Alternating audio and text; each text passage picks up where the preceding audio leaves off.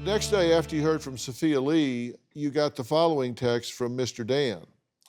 Mr. Sammie is not doing so good at all. He is critically ill, and they don't give him any medical attention in there.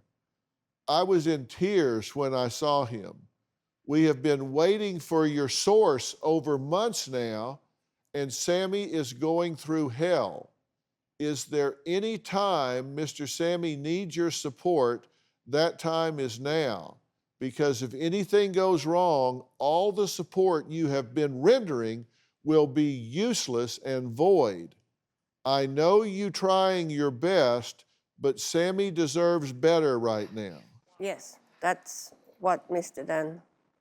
Okay, so his daughter and Mr. Dan are hitting you up saying you've got to send money.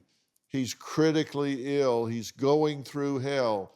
If you don't send money now, he's going to die, and everything you've sent so far is just going to be wasted. Well, Dr. Phil, this is really why am I here? You know, if I really need to know if it's a scammer behind the computer or is he real? If this was somebody else, not you, and this was a friend of yours and you were reading these messages they were getting, you would be suspicious, right? Yes, and you know, I mean, my son, he has put a lot of suspicions in my head. Suspicions? I've showed you facts and evidence.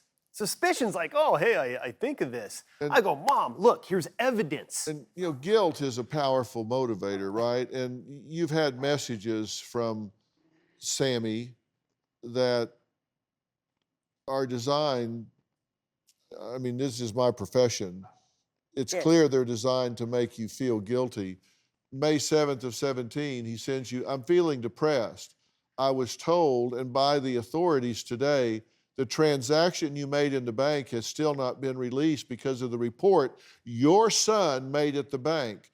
The funds you sent is still on pending. Honey, you need to go cancel that report. If you don't do that, I'm afraid I'm going to lose this project. And you know how long I've been working to carry out this project. You know I sold all my belongings. Put it at the center of your heart that I will always love you. December 5th, 19, your actions is really showing no bit of love anymore. Help me out if you really want to help me. Nobody deserves to be treated in this awful way. Do you really still want me to come home? January 7th, you are my source of joy, and yet you ignoring me like I'm some piece of unwanted trash? It seems when you angry, you just burst in anger and forget the life we share.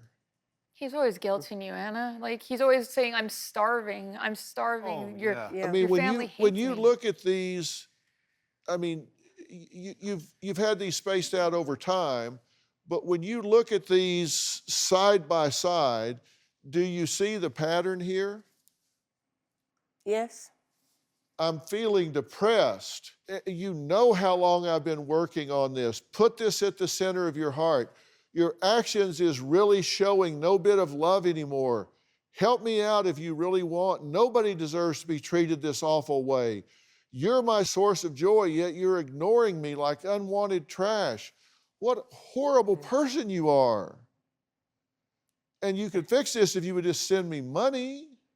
I did kind of stop talking to him for a while after he said that, because I thought that was very unfair. We blocked him. Yeah. I blocked him on the phone. He didn't say, you don't tell me you love me anymore. You're not calling me anymore. You don't send me letters or notes anymore. He's saying, you're not sending me cash. You treat me like trash because you don't send me cash. Sounds pretty horrible, huh? It's something to think about. Do you have a story or a question for me? Click the link in the description and tell me what in the world is going on.